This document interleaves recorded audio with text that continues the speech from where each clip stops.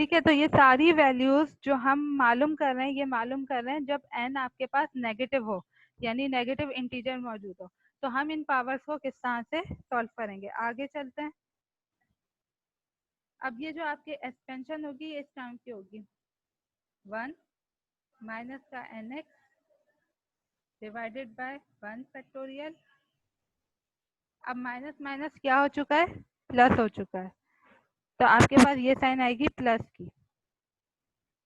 n यहाँ से आप माइनस भी कॉमन ले चुके हो, तो आपके पास आएगा n plus 1 divided by 2 factorial x square plus, अब देखें एक माइनस एक प्लस एक माइनस इस तरह से वैल्यूज चलेगी, तो आपके पास हो गया n plus 1 n plus 2 x power 3 divided by 3 factorial. इस तरह से आपकी वैल्यूज अल्टरनेटिव चलती जाएंगी, कभी प्लस और कभी माइनस।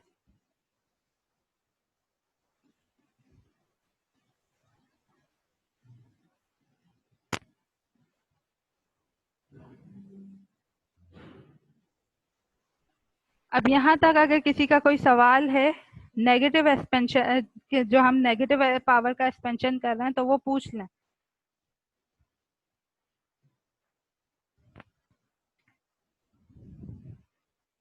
यहाँ तक किसी का कोई सवाल है तो वो पूछ लें।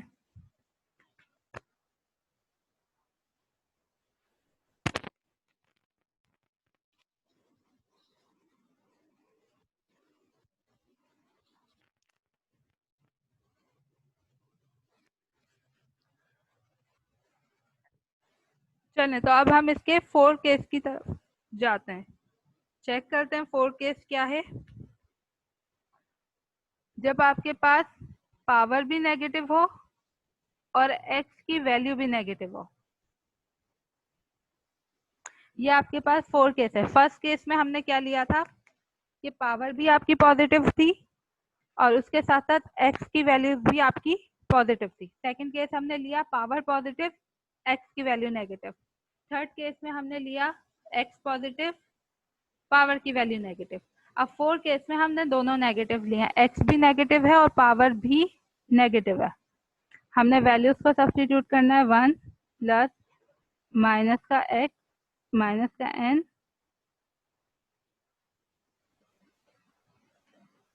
माइनस का x divided by 1 factorial plus minus का एन माइनस का n minus 1 divided by 2 factorial. और यहाँ एक्स स्क्वायर आ जाएगा, मैं पहले ही डिफाइन कर चुकी हूँ। माइनस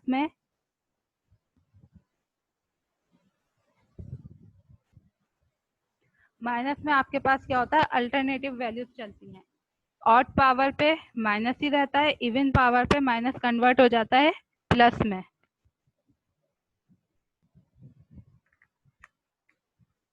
जी रोल नंबर 126।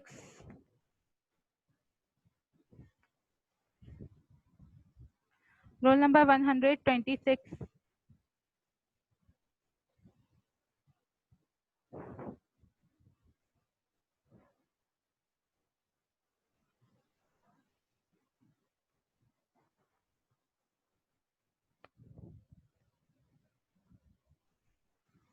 अच्छा, अब देखें आपके जो चारों केसेस है ना, वो चारों केसेस मैं आपको नोट करवा रही हूँ, आप यहाँ पे नोट कर सकते हैं। पहला केस आपका है 1 plus x divide power n, ये पहला केस है। दूसरा केस आपके पास है 1 माइनस एक्स पावर एन। तीसरा केस आपके पास है 1 plus x power minus n, 1 minus x power minus n. ये आपके पास 4 केसेस हैं। इन 4 केसेस को हमें बायनोमियल से ओपन करना था और मैंने चारों को आपको बायनोमियल से ओपन करना सिखाया है। मैं जस्ट शुरू की 3 टर्म्स लेके आपको डिफरेंस बता रही हूँ कि क्या डिफरेंस आया है। यहाँ पहली टर्म 1, यहाँ पहली टर्म 1, यहाँ पहली टर्म 1, यहाँ पहली टर्म 1। स्टार्टिंग में पहली टर्म में कोई भी डिफरेंस नहीं आएगा। अच्छा, क्योंकि यहाँ प्लस है, पावर भी और वेरिएबल भी, तो हमारे पास आ गया एन एक्स। सेकेंड टर्म में हमारे पास आ गया एन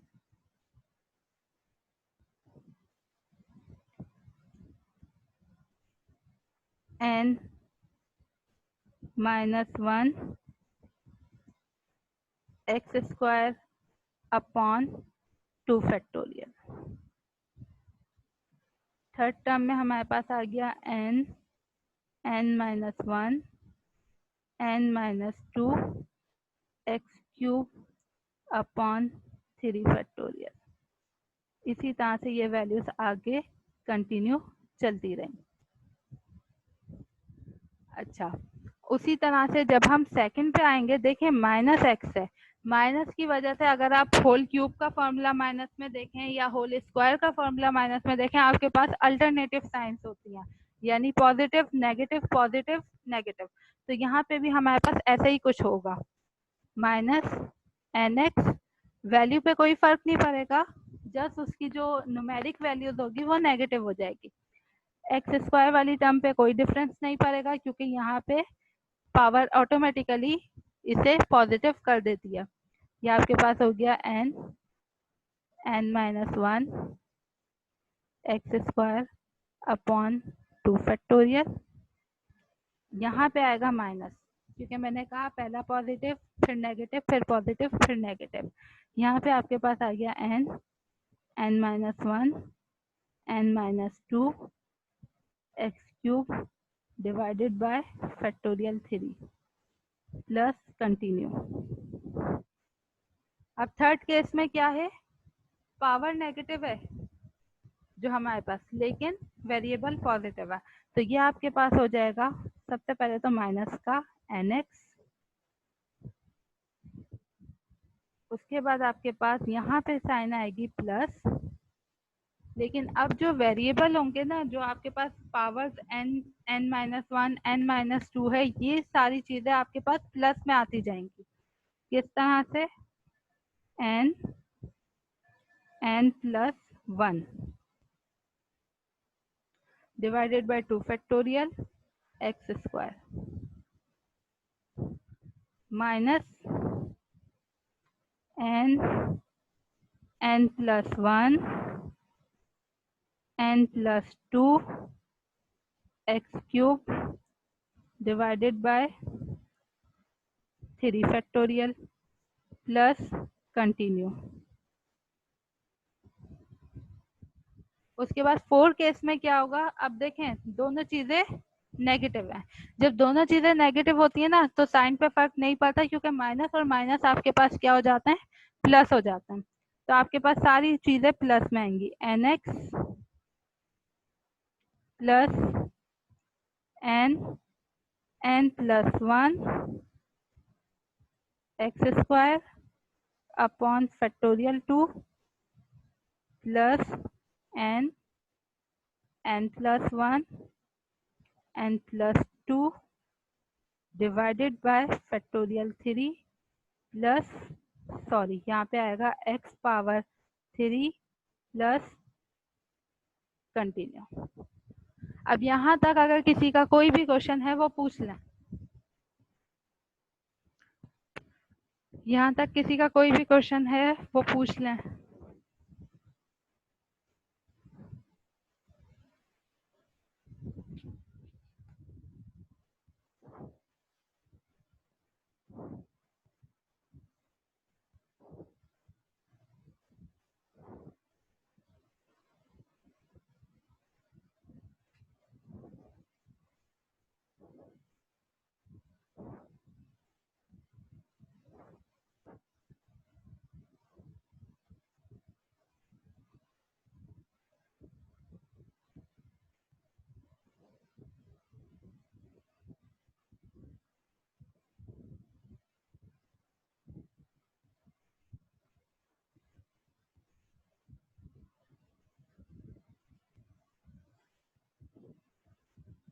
बेटा अगर यहाँ तक आपके सारे पॉइंट्स क्लियर हैं तो हम आगे बढ़ते हैं।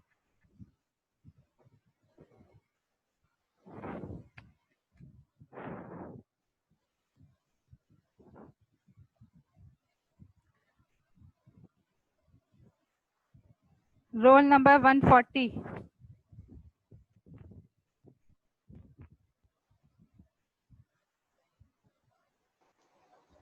अस्सलाम वालेकुम मैम। वालेकुम सलाम। मैम सॉरी टू से मैं फर्स्ट क्लास में नहीं था, इसलिए ये जो राइट हैंड साइड पर है ना इक्वेशंस, जी ये कैसे आई? वो जो लेफ्ट हैंड साइड पे है वो तो होल स्क्वायर के फार्मूला से आई। इसके बाद ये जो राइट हैंड साइड पे जो क्यूबिक फार्मूला है वो कैसे है?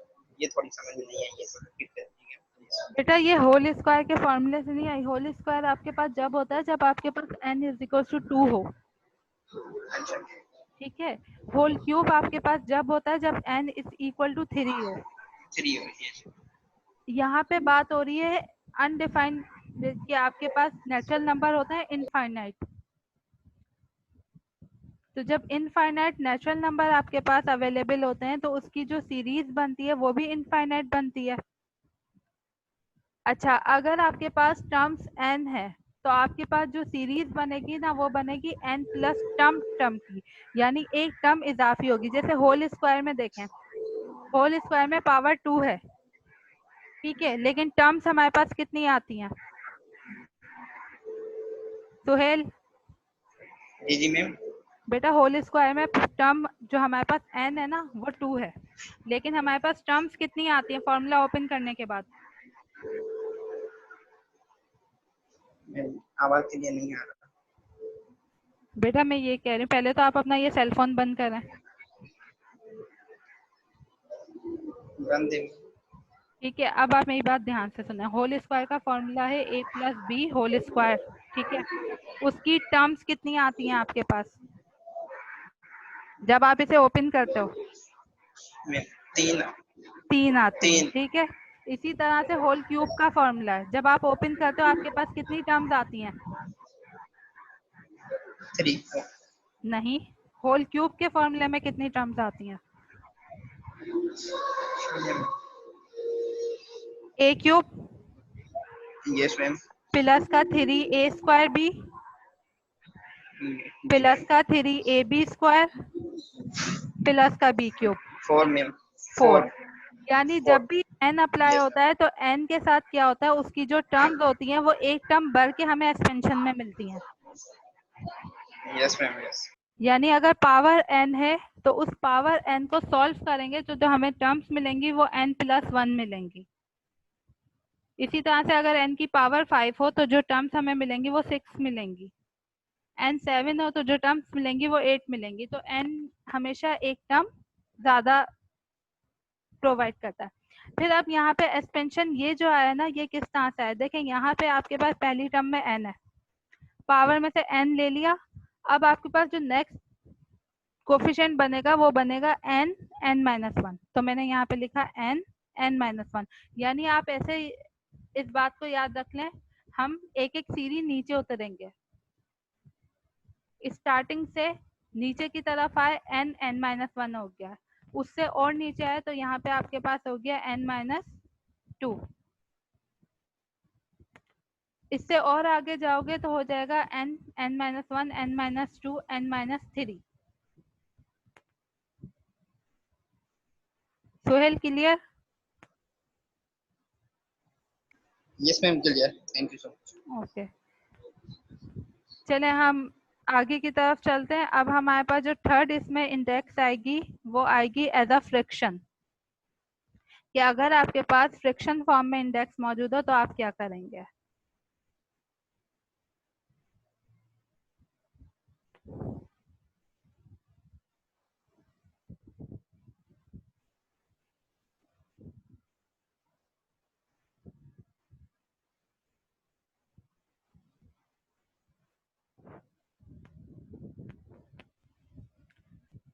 ठीक है, अब हमारे पास टॉपिक है अगर n आपके पास फ्रिक्शन में हो तो हम क्या करेंगे। तो बेटा फ्रिक्शन में भी सेम आपने n का तो यही फॉर्मूला अप्लाई करना है जो आपके पास बायनोमियल एक्सपेंशन का है। उस एक्सपेंशन में आपने वैल्यूज रख के उसे सिंप्लीफाई करना है।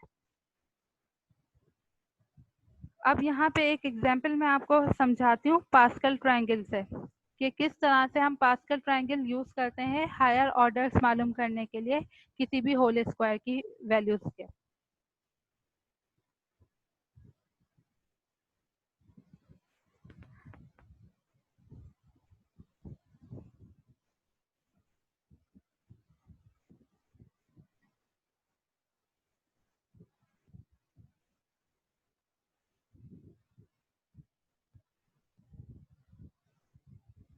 मैं बात कर रही हूँ a प्लस बी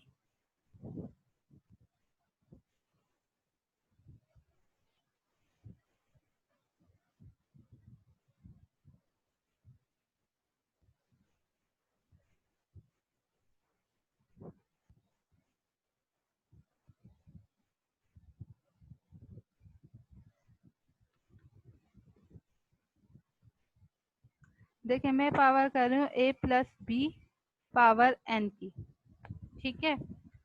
अच्छा, n इज इक्वल टू 0 हो तो हमारे पास वैल्यूज कुछ भी नहीं आती, सिंगल 1 आता है। तो अगर हमारे पास यहाँ पे बिल्कुल स्टार्ट में हम ले लें n इज इक्वल टू 0, तो हमें आंसर मिलेगा 1। और ये 1 आपको कहाँ मिलेगा? बिल्कुल पीक पे। ये 1 आपको यहाँ बिल्कुल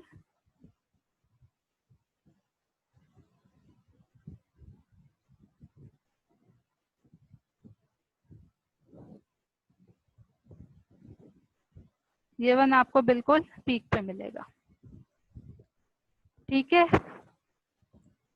अच्छा, उसके बाद अगर मैं लूं n इज इक्वल टू 1, यानी यहाँ पे मैं इस पावर को इंक्रीज करते जा रही हूँ, n इज इक्वल टू 1 लूं तो इस 1 से आपका जो पहला कोफिशिएंट होगा वो यहाँ पे भी 1 आएगा, यहाँ पे भी 1 आएगा। अब आप देखें, आपने करना है इन दो नंबर्स को ऐड,